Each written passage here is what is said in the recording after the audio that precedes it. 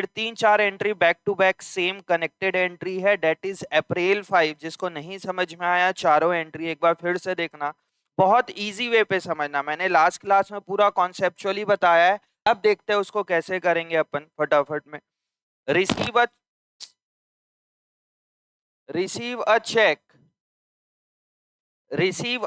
from Ramesh to whom goods were sold for rupees 12,000 last year allowed him a discount on payment।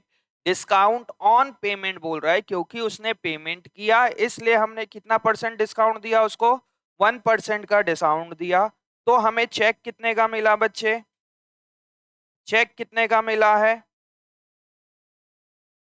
कितना, 11,880। अभी मेरे को करने दो, मेरे हिसाब से एंट्री क्या होगी, चेक मिलेगा तो बैंक अकाउंट डेबिटेड, कितने रुपए का चेक मिला, 11,880। कितना रुपए लेना था मुझे रमेश से, टू रमेश अकाउंट कितना, 12,000, और डिस्काउंट कितना दे दिया मैंने, 120। तो यहाँ पे क्या आ जाएगा बच्चे, डिस्काउंट अलाउड अकाउंट डेबिटेड। समझ में आया यहाँ पे एंट्री।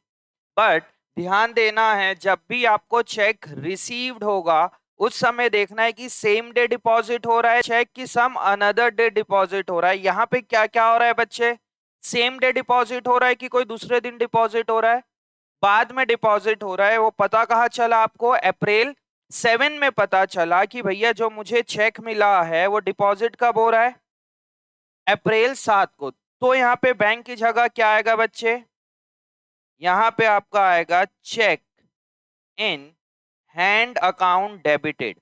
बैंक बैलेंस नहीं बढ़ेगा, बढ़ेगा क्या यहाँ पे, चेक इन हैंड अकाउंट बढ़ेगा।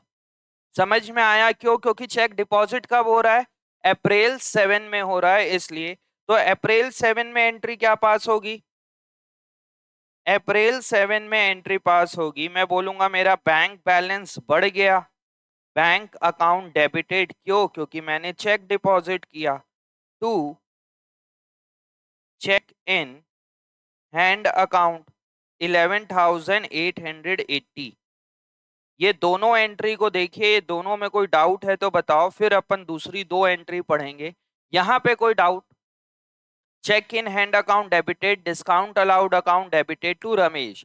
मुझे रमेश से 12,000 लेना था, उसने हमने 1% डिस्काउंट दिया, तो चेक कितने का मेरे को, 10,880। यहाँ पे कोई प्रॉब्लम किसी को, हाँ जी बताइए।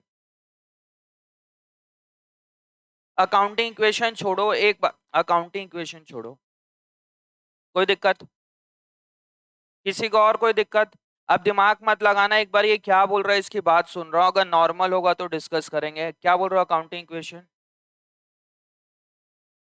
हम्म हम्म हम्म, हाँ हाँ, अलग से कॉलम बनेगा चेक इन हैंड, सेम अलग से एसेट साइड कॉलम बनेगा चेक इन हैंड। और फिर जब वो चेक को डिपॉजिट करोगे तब क्या करोगे, चेक इन हैंड कम होगा और बैंक बैलेंस। अप्रैल 5 और 7 क्लियर है बहुत अच्छे से। आते हैं अब अप्रैल 9, रमेश चेक डिसऑनर्ड।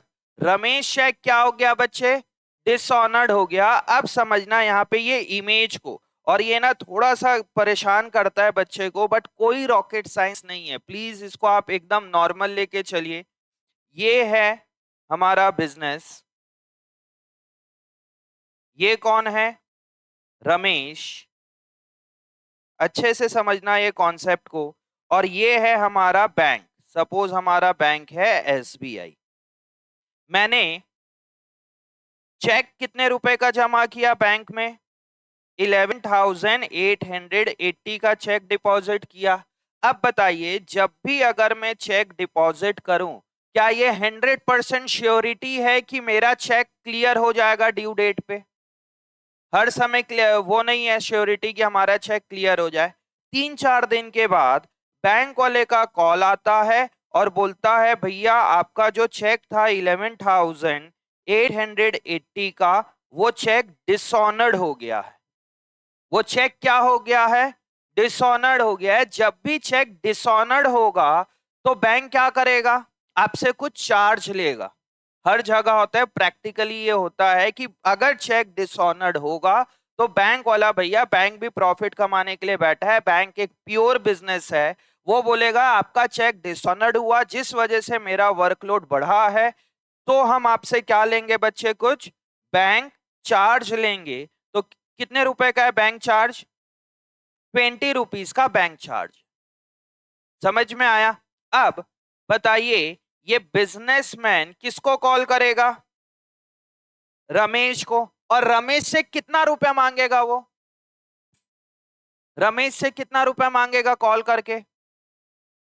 12,000। कहां से 12,000 20 आ गया? अभी इस चीज को देखो ना, डिस्काउंट का पॉइंट मत लगाओ, अभी एकदम नॉर्मल चलो। पहले कितना मांगेगा वो? 11,900। किस चीज का? बोलेगा रमेश भैया आपने जो चेक दिया था 11,080 रुपए, उसका पेमेंट करो आप सबसे पहले मेरे को। दूसरा, जो बैंक वाले ने 20 रुपए का क्या लिया, बैंक चार्ज लिया, उसका पेमेंट करो। तो कितना रुपए मांगेगा रमेश से वो? 11,900। ये तो हो गया मेरा एक नॉर्मल केस। मैं रमेश को कॉल करके रमेश के अकाउंट को कितने से बढ़ाऊंगा? रमेश अकाउंट डेबिटेड कितने रुपए से? 11,900। बैंक वाला मेरे अकाउंट को कितने से कम करेगा बच्चे? 11,900 रुपए बैंक वाला मेरे अकाउंट को कम करेगा। बैंक वाले ने 11,900 कम क्यों किया?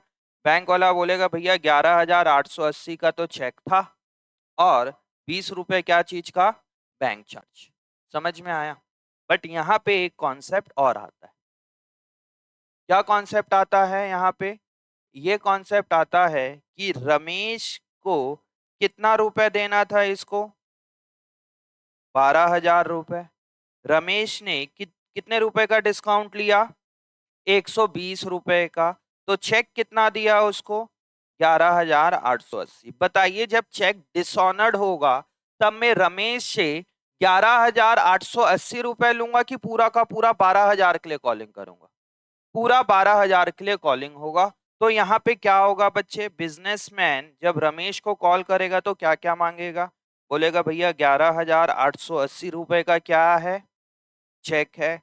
120 रुपए का डिस्काउंट कैंसल और 20 रुपए क्या चीज का?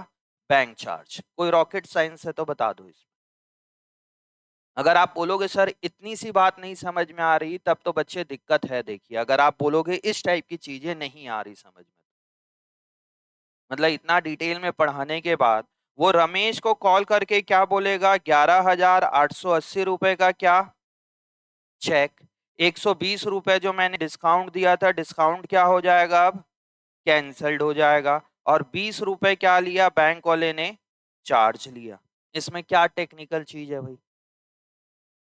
समझ में आया? बहुत इजी है, आप लोग खुद इसको मेंटल लेवल पे इसको टफ बना देते हो और कुछ नहीं। समझ में आ रहा है? तो इसकी एंट्री क्या पास होगी बच्चे यहाँ पे? इसकी एंट्री क्या पास होगी यहाँ पे? अप्रैल 9 में जब चेक डिसऑनर्ड होगा तो अप्रैल 9 में एंट्री क्या पास होगी? Ramesh account debited. Ramesh account debited. कितना रुपए मांगूंगा बच्चे? यहाँ पे आप दिखा सकते हो 11,880 किसका? चेक का। 120 रुपए किस चीज का? डिस्काउंट का। और 20 रुपए क्या चीज का? Bank charge. तो कितना हो जाएगा? 12,020। कहीं कोई दिक्कत? बैंक, मेरा बैंक बैलेंस कितने से कम दिखाऊंगा मैं अपने बुक्स ऑफ अकाउंट में? 12,000। सी 20 रुपए क्या? बैंक चार्ज, क्योंकि बैंक वाला मेरा अकाउंट को कम कर देगा तो कितना हो जाएगा? 11,900। और क्या आ जाएगा यहाँ पे? To discount, to discount allowed account कितने रुपए से? 120। ये था जो आप लोग को थोड़ा सा परेशान कर रहा था। डिस्काउंट अलाउड कैंसल होगा। अब बच्चे बाद में फिर कंफ्यूज होते हैं किस चीज के ऊपर? बैंक चार्ज के ऊपर। सर बैंक चार्ज लिखे क्यों नहीं? भाई अगर ये इमेज आप देखोगे तो ये सारी चीज एक बार हटाता हूं यहां से। बैंक चार्ज में बिल्कुल भी कंफ्यूज होने की जरूरत नहीं है। आप यहाँ पे देखना क्या हो रहा है।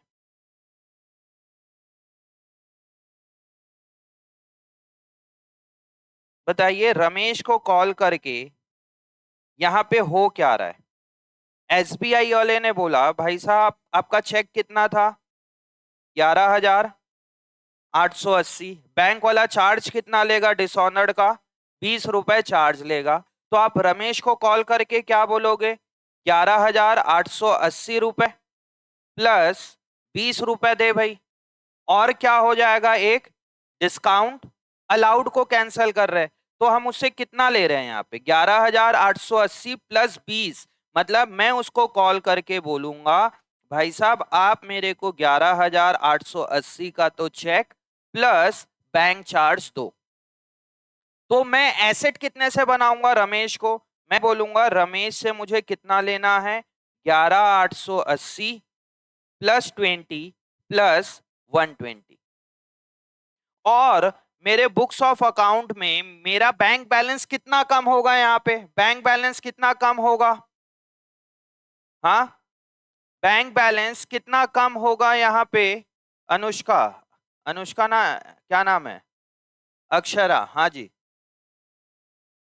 20 रुपीज से कम होगा। और बैंक बैलेंस टोटल में यहाँ पे टू बैंक अकाउंट कितना लिखूं, 11,880 प्लस 20 दैट इज 11,900 से मेरा बैंक बैलेंस कम होगा। जब भी चेक डिसऑनर्ड होगा बैंक वाला क्या करेगा, मेरे अकाउंट को 11,900 रुपए से कम कर देगा। अब कई बच्चे इसमें वो है लगाएंगे दिमाग, सब बैंक वाले ने बढ़ाया ही नहीं तब वो कम क्यों करेगा। अगर मेरी बात को आप लोग बहुत ध्यान से सुन रहे हो, आप बोलोगे सर बैंक वाले ने तो बढ़ाया ही नहीं। ठीक है भाई, बैंक वाले ने नहीं बढ़ाया, बट हमने हमने कितने से एंट्री पास कर ली थी अपने बैंक की, 11,880। क्या ये 11,880, 11,880 रुपए हमारा बैंक बैलेंस बढ़ा है, बिल्कुल नहीं बढ़ा है। इसलिए मैं क्या करूंगा, 11,880 प्लस 20 रुपया मेरा बैंक बैलेंस बैंक वाला कम कर देगा। तो इतने से ये हो जाएगा। अब अब आते हैं अपन April 20। Ramesh settle his account by issuing cheque including 60 for interest. बताइए मुझे रमेश से कितना लेना था, 12,020, बट वो कितना रुपए दे रहा है मेरे को, 12,080। तो bank account debited 12,080 to Ramesh account से मुझे रमेश से कितना लेना था, 12,020। 60 रुपए क्या चीज का दिया उसने, इंटरेस्ट का, तो टू इंटरेस्ट 60 रुपीज। समझ में आया, ये चीजें हमने लास्ट क्लास में किया था। इस चीज को देख लो और कहाँ पे कोई दिक्कत है, एक दो डाउट, एक दो लोग का डाउट मैं और ले रहा हूं, फिर अपन चलेंगे सीधा आगे। अगर किसी को डाउट है तो बताइए। और कोई टेक्निकल चीज नहीं है, अगर पैनिक हो रहे हो तो थोड़ा सा दिमाग लगाओ, बन जाएगा, कुछ वो नहीं है। और अगर उसके बाद भी नहीं बनता तब थोड़े से बेसिक एंट्री और करेंगे, उसके बाद समझ में आ जाएगा।